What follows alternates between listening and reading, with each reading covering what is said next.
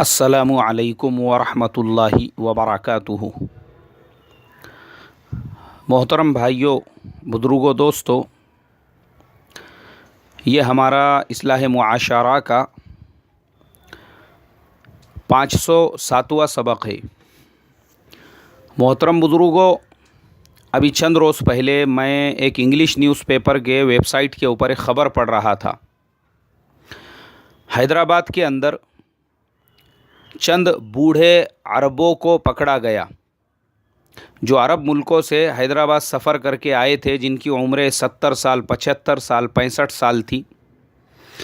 उनका जुर्म क्या था? उनका जुर्म ये था कि वो हैदराबाद के अंदर कम उम्र की जो लड़कियां होती है उनके साथ 15 दिन के लिए और 1 महीने भर के लिए इस तरह से एग्रीमेंट निकाह करके और यहाँ पे 15 दिन महीना भर रह कर उनके साथ अय्याशी करके उनका महर अदा करके तलाक देकर फिर अपने मुल्कों को वापस जाना चाहते थे। लेकिन वक्त से पहले पुलिस ने उनको गिरफ़्तार कर लिया। देखो, निकाह का जो रिश्ता है इस्लामी शरीयत के अंदर उसकी हैसियत क्या है? निकाह का रिश्ता वो अटूट रिश्ता है। निकाह के वक्त में इसीलिए आप देखते होंगे कि दुआ की जाती है, ऐ अल्लाह, इन दूल्हा दुल्हन के अंदर ऐसी मोहब्बत पैदा फरमा जैसी मोहब्बत हज़रत आदम अलैहिस्सलातु वस्सलाम और हज़रत हव्वा के दरमियान में थी, जैसी हज़रत मूसा अलैहिस्सलातु वस्सलाम और हज़रत सफ़ूरा के दरमियान में थी, जैसी अल्लाह के प्यारे हबीब सल्लल्लाहु अलैहि वसल्लम और आपकी अज़वाज मुतहरात के दरमियान में थी, जैसे हज़रत अली कर्रमल्लाहु वजहहू और बीबी फ़ातिमतु ज़ोहरा रज़ी अल्लाह ताला अन्हा के दरमियान में थी। कैसी मोहब्बत थी! क्यों ये दुआएं दी जाती है? ताकि जो निकाह हो रहा है वो अटूट, उसके दरमियान में कोई आगे चलकर टूटने वाली बात ही ना आए। अब कब्र में जाने तक ये रिश्ता अटूट बंधा रहे, इसके लिए वो दुआएं दी जाती है।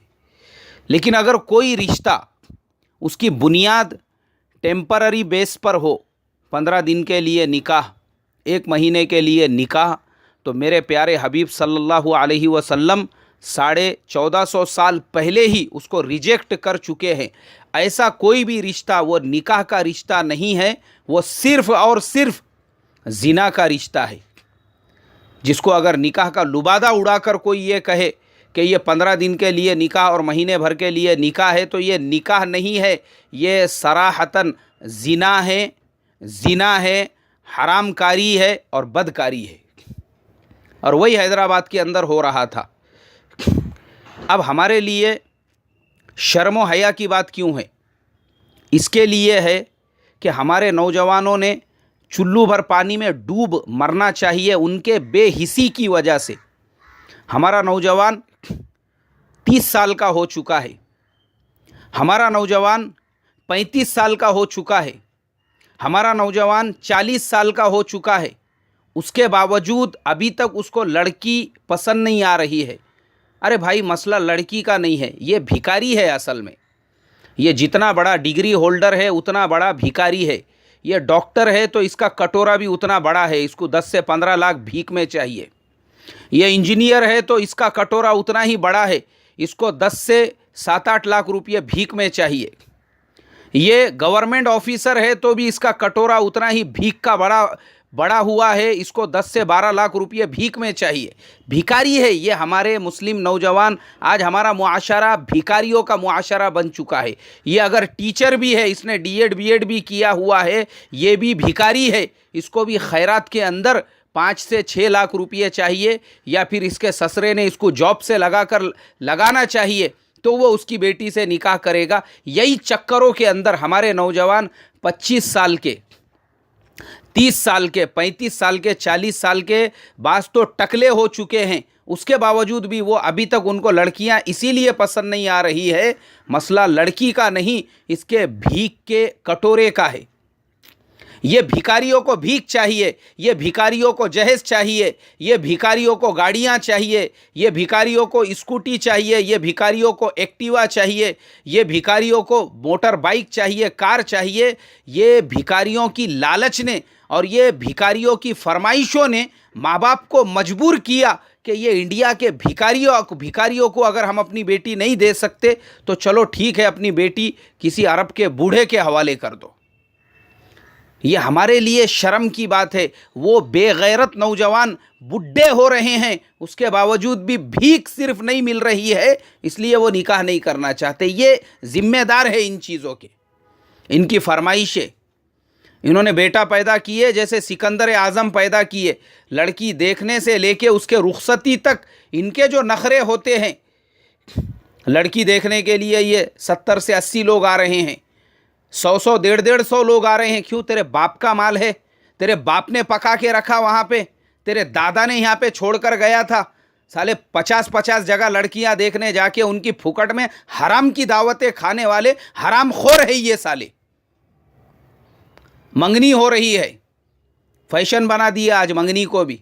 लड़की के बाप की कमर टूट रही है। अरे उसको एक नहीं और भी बेटियां हैं, कहाँ से लेकर आएगा वो? एक बेटी के निकाह के टेंशन में उसने घर बेच दिया, दूसरी के लिए खेत बेच दिया, तीसरी के लिए अपनी गाड़ी बेच दी, अब क्या चौथी के लिए अपनी किडनियां बेचकर उसका निकाह कराएगा? और ये भिखारियों की फरमाइशें कम नहीं हो रही है।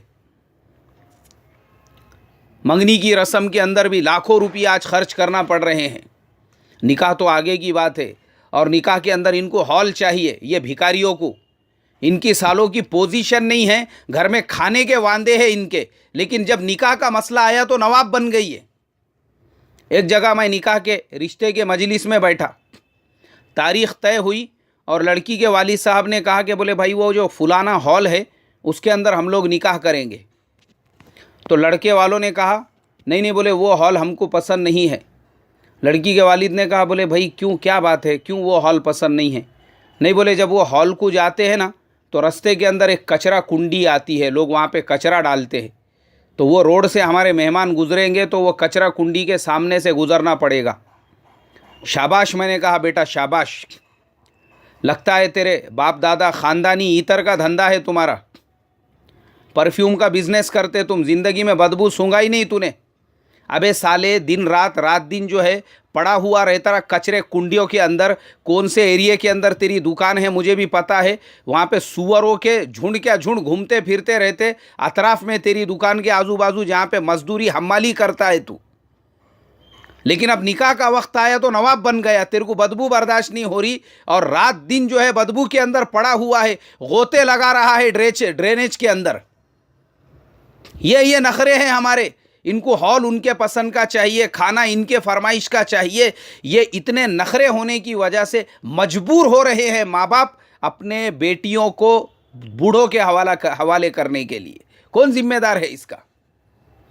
इसीलिए हम बार बार बोलते हैं अपने मुआशरे के अंदर सादगी पैदा करो, सादगी, अपने मुआशरे में सादगी लाओ। ये नौजवान जिम्मेदार है और लड़के के माँ बाप जिम्मेदार है ये खुराफात के लिए, और मुसलमान उन बहन बेटियों के लिए जो जिनके माँ बाप मजबूर होकर अपनी छोटी छोटी उम्र की लड़कियों को ऐसे बूढ़ों के हवाले करने पे मजबूर हो रहे हैं, उसके जिम्मेदार हमारे हिंदुस्तान के दयूस और भिखारी नौजवान हैं।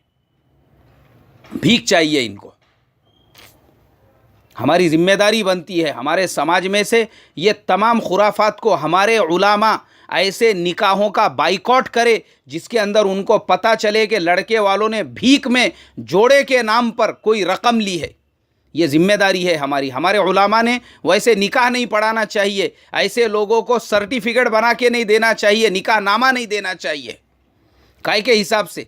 ना इमारत शरइया से देना चाहिए, ना मुस्लिम पर्सनल लॉ से देना चाहिए, ना वक्फ बोर्ड की तरफ से देना चाहिए, ना किसी मस्जिद के ट्रस्ट और कमेटी के अगर रजिस्टर पे निकाह नहीं देना चाहिए। ऐसों के निकाह मत पढ़ाओ, तभी जाकर समाज में से, मुआशरे में से ये गंदगियां दूर होंगी। वरना याद रखो, ये भिखारियों की वजह से आज मुसलमानों की बहन बेटियों के रिश्ते नहीं हो रहे हैं और मुसलमानों की बहन बेटियां गलत काम करने पे मजबूर हो रही है। जिनके माँ बाप समझदार है वो तो इस तरीक़े से बूढ़ों के हवाले अपनी बेटियों को कर रहे हैं, करके दे रहे हैं। और बाज़ जगहों पर ऐसा होता है कि जब उम्र हो जाती है, वो लड़की की उम्र 20 साल हो गई, 25 साल हो गई, उसके बाद में फिर वो लड़की किसी गैर ईमान वाले का हाथ पकड़कर उसके साथ में भागने के लिए मजबूर हो जाती है। और मैं आपको डेटा बताता हूँ, मैं आपको फिगर्स बताता हूँ, वो आंकड़े बताता हूँ। मैंने आज तक मेरे पास में जितने भी ऐसे मुआमलात आए कि मुसलमान लड़की गैर मुस्लिम लड़के से निकाह करना चाहती है, मैंने जब जाकर उसकी तहकीकात किया तो पता ये चला कि वो लड़की की उम्र 25 साल से ऊपर है, क्योंकि निकाह की जो असली उम्र है वो 16 से 17, 18 साल, 20 साल के पहले निकाह हो जाना चाहिए। अब उसके बाद क्योंकि जज्बात है, इंसान बर्दाश्त नहीं कर सकता, जज्बात है, नेचुरल चीज है, कहां से बर्दाश्त करेंगी वो। अब जब जज्बात नहीं बर्दाश्त हुए, वही मुसलमान लड़की शरीयत मोहम्मदिया की हामिल मजबूर होकर वो किसी दलित का, किसी गैर का, किसी बेईमान का हाथ पकड़कर भाग रही है। वो सिर्फ निकाह नहीं कर रही है, अपने ईमान का सौदा करके शिर्क को, कुफ्र को इख्तियार कर रही है, उसके ज़िंदगी का रुख ही बदल रहा है। तो कौन जिम्मेदार है? हमारे वो दय्यूस नौजवान, उनके माँ बाप, लड़की वालों पे प्रेशराइज करने वाले। इसके लिए हर बयान सुनने वाला नौजवान वो कसम खाए आज अल्लाह को हाजिर व नाजिर जानकर कि मैं अपना निकाह बग़ैर शादी कार्ड के, बग़ैर रस्म के, बग़ैर मंगनी के करूँगा। लड़की वालों पे कोई प्रेशराइज नहीं कराऊंगा। मेरे कोई मेहमान नहीं रहेंगे, मेरे घर के फैमिली के जो मेंबर हैं उनके अलावा मैं किसी मेहमान को लेकर नहीं जाऊंगा। ये नियत करो तो अल्लाह आपको नेक साले औलाद देंगे और आपके निकाह में बरकत होंगी, और फिर समाज के अंदर ये गंदगियाँ, ये ख़राबियाँ, ये बुराइयाँ दूर होंगी। और दूसरी रिक्वेस्ट मैं लड़की वालों से भी करूँगा। हाँ, लड़की वालों को भी आज के ज़माने में ऐसा हो चुका है, रिश्ते आ रहे हैं तो वो लोग भी, उनको भी जो है सिकंदर आज़म चाहिए दामाद, या तो करोड़पति चाहिए, बंगले वाला चाहिए, हवेली वाला चाहिए। इनको भी दीनदार पसंद नहीं आ रहे, इनको भी तबलीग के काम में लगे हुए पसंद नहीं आ रहे, दीन के काम में लगे हुए पसंद नहीं आ रहे, उलामा पसंद नहीं आ रहे, हुफ़ाज़ पसंद नहीं आ रहे, मस्जिद में इमामत करने वाले पसंद नहीं आ रहे, मकतब में पढ़ाने वाले पसंद नहीं आ रहे, मदरसे में पढ़ाने वाले पसंद नहीं आ रहे, यहाँ तक के दाढ़ी वाले पसंद नहीं आ रहे। एक नौजवान मेरा दोस्त है, इंजीनियर है, प्राइवेट कंपनी में जॉब करता है माशाअल्लाह, और दिल्ली के अंदर रहता है। उसने मुझे अपनी दर्द भरी कहानी लिखकर भेजा।